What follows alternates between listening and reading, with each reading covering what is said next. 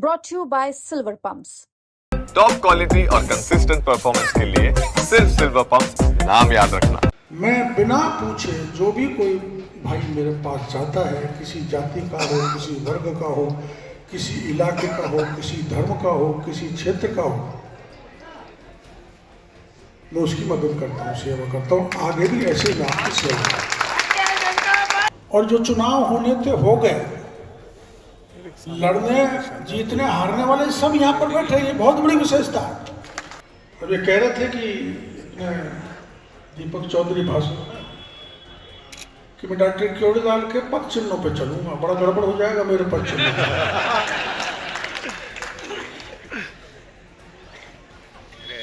मैं हर व्यापारी देखो ऐसा है, कई बार ऐसी नौबतें आती है, विभिन्न मुद्दों को लेकर बाजार बंद करना पड़ता है। आपको एक बहुत अच्छे विधायक मिले, होनहार, और मैं तो ये माला बजाऊं, हे पकलाज माता, मेरे गले में जो घंटाली लटका रखी है वो इनके गले में लटक जाए।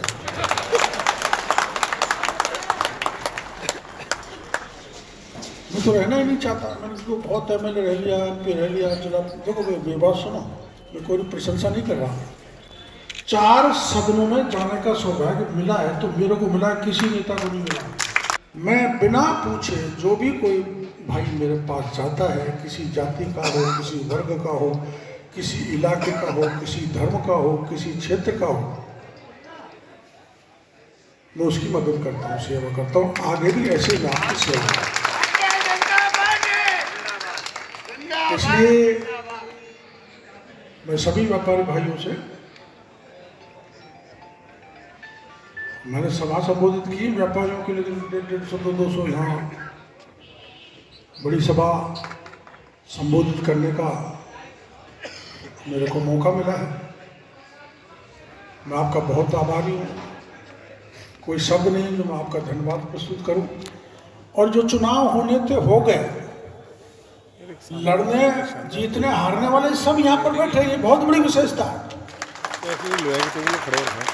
इसमें हमारे मित्र हैं वो जोशी जी। जोशी, ये दीपक तो कम मिलता है मेरे को, जोशी जी जब मैं आता हूँ तब मेरे को मिलते हैं। हम हमारे आपस के मित्र लड़े हैं और ये जीत गए, तो सभी हमारे भाई इनको सहयोग करेंगे।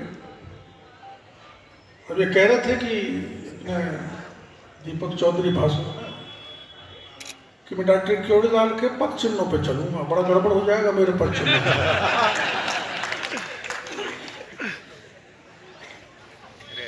मैं हर व्यापारी देखो ऐसा है, कई बार ऐसी नौबतें आती है, विभिन्न मुद्दों को लेकर बाजार बंद करना पड़ता है। कोई चोरी हो जाए, बड़ी वारदात हो जाए, व्यापारियों के साथ, शहर के भाइयों के साथ तो भी व्यापारी मदद करता है। इसलिए आप सब मिलजुल के प्यार से, प्रेम भाईचारे से रहें। आपको एक बहुत अच्छे विधायक मिले, होनहार, और मैं तो ये माला बजाऊं, हे पकलाज माता, मेरे गले में जो घंटाली लटका रखी है वो इनके गले में लटक जाए।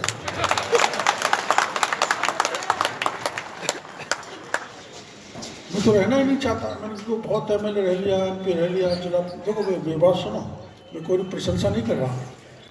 4 सदनों में जाने का सौभाग्य मिला है तो मेरे को मिला, किसी नेता को नहीं मिला। जिला प्रमुख में रहा, गांव का सदन, एमएलए में रहा, विधानसभा का सदन, लोकसभा में रहा, लोकसभा का सदन, राज्यसभा में रहा, राज्यसभा का सदन। कोई नेता नहीं मिलेगा।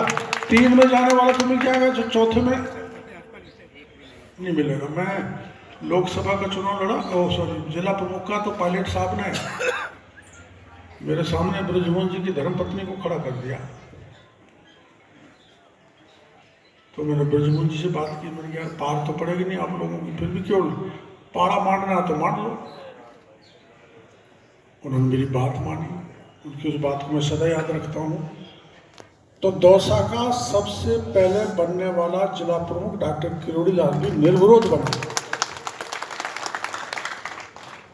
आपकी मेहरबानी है, आपकी कृपा है। नगर परिषद यहाँ पर काम करे, परिषद बन गई तो पैसा भी ज्यादा आएगा। गांव की, शहर की तंग गलियों जहाँ पानी का निकास सही नहीं है, एक प्रोजेक्ट बनाओ बड़ा ड्रेनेज का, और मेरे पास लेके आ जाओ, मैं भारत सरकार से करा के लाऊंगा। क्योंकि इस जगह का मेरे पर पुराना कर्जा है। तो जब तक तन में सांसें तब तक मैं इनका कर्जा उतारता रहूं, और जब तक तन में सांसें तब तक आप मेरे को सेवा का मौका देते रहे। और मैं वहां सपोर्टर लड़ने चला गया था एक चुनाव, तो और वही बात, पूरी गुंडागर्दी हो जाएगी, लोग सुरक्षित नहीं रहेंगे। तो मैं यहाँ से 50-60 व्यापारी लेके गए, भाई अपन 5 साल की जो शांति डॉक्टर किरोड़ीलाल के टाइम पर उसमें कोई कभी रही नहीं।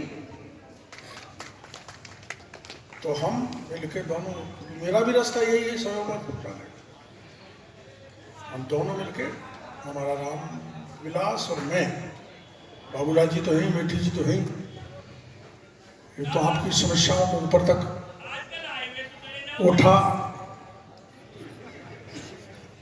उठाते ही हैं, आपकी समस्याओं को, आपके साथ रहते हैं।